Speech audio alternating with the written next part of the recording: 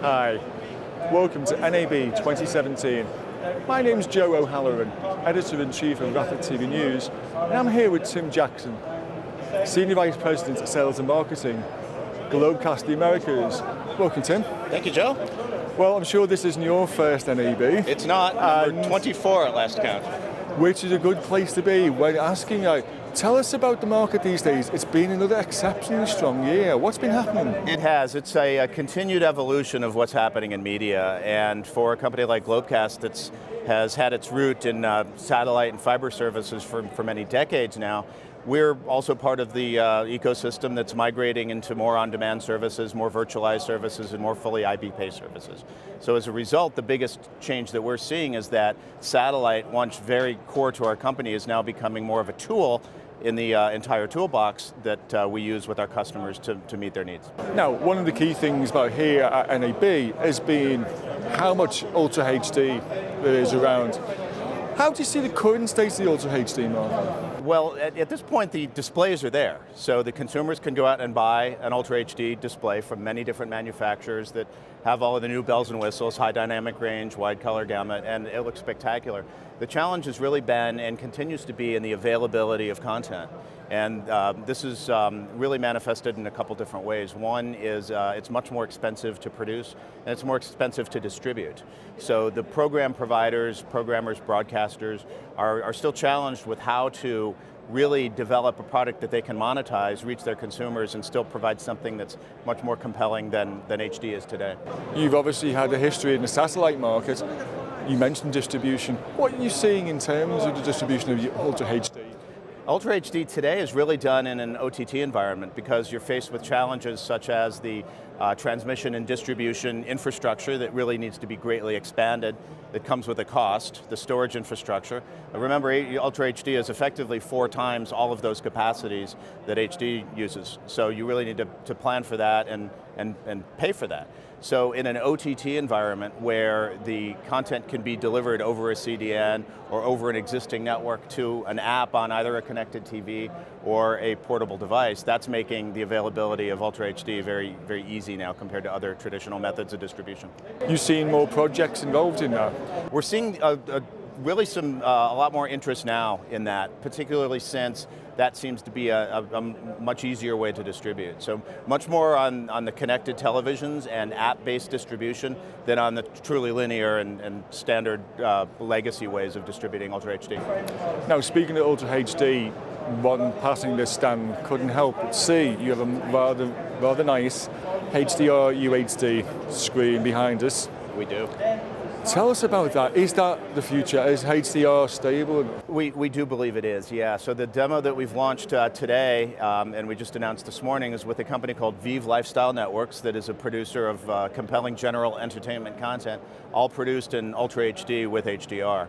And our other partner in this is Harmonic, who's providing all of the infrastructure for doing this. Globecast is managing an end-to-end platform that takes the content all the way through the distribution over a CDN to the connected television. In this case, we're using an LG app, or LG TV, with the app available on the LG App Store.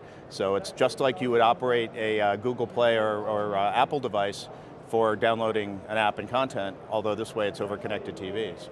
And there are several flavors of HDR available. HDR10, HLG, Dolby Vision, there's a few others. The industry in that regard is still settling out, and it will probably be, many of those different standards will be compatible and will work together. Some require a separate HDR workflow, some can provide a single workflow to enable content to be displayed on standard dynamic range television. So there's still a lot of speaking of dynamics, a lot of dynamics in HDR still before it's really going to be very ubiquitous. Which makes your job, I guess, a whole lot harder. Do you see the standards consolidating anytime soon? I think so, We've really focused now on HLG because that allows a single workflow between HDR and SDR sets, which is very important. If you've bought an Ultra HD set prior to about a year ago, it would not be capable of showing an HDR piece of content. So you need HLG to be able to allow that in a standard dynamic range set.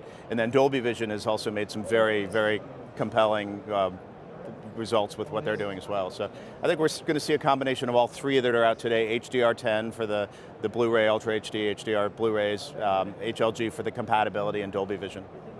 So tell me more about the offering here at NAB in addition to Ultra HD.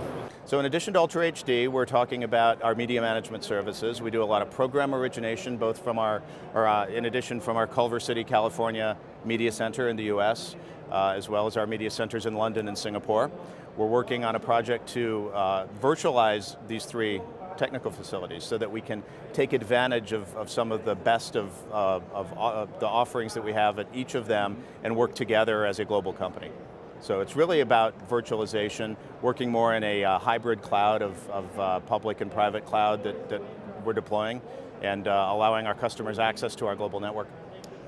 Virtualization seems to be one of the key words of this show. Are you seeing more projects involving virtualized? We are. I think people want to see that. Customers want to see the efficiencies and cost savings that come with virtualization. From a service provider standpoint like Globecast, it provides a lot of advantages to us because customers still need to see somebody in control of their content, and that they have somebody to point to and say, where is it now? Is it secure? Is it getting there on time?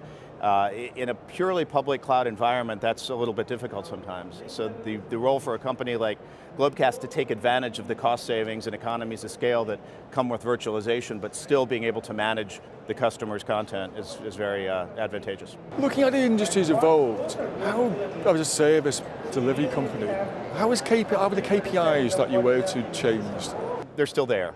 The requirement to deliver 100% uptime service all the time will always be there.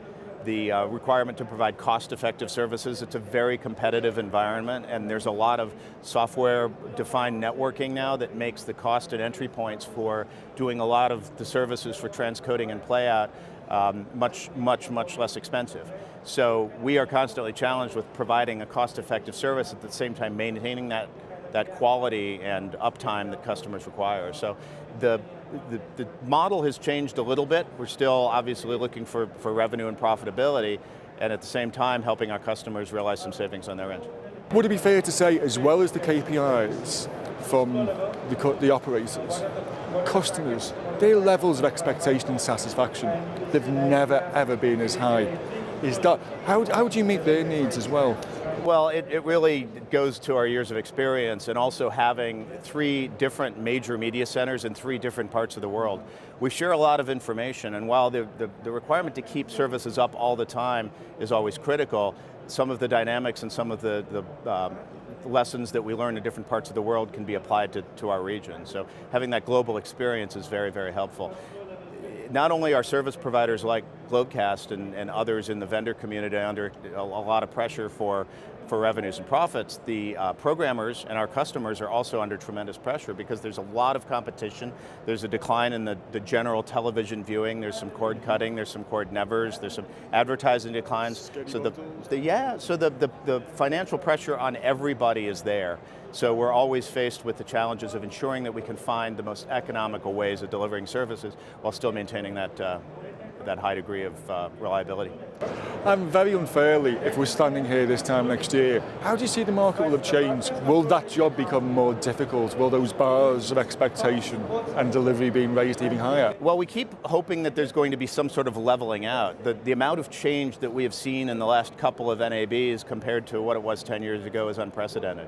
So we could go back maybe 5 years when 3D was the big thing and everyone was talking about 3D. You won't see that anywhere at the show now at all.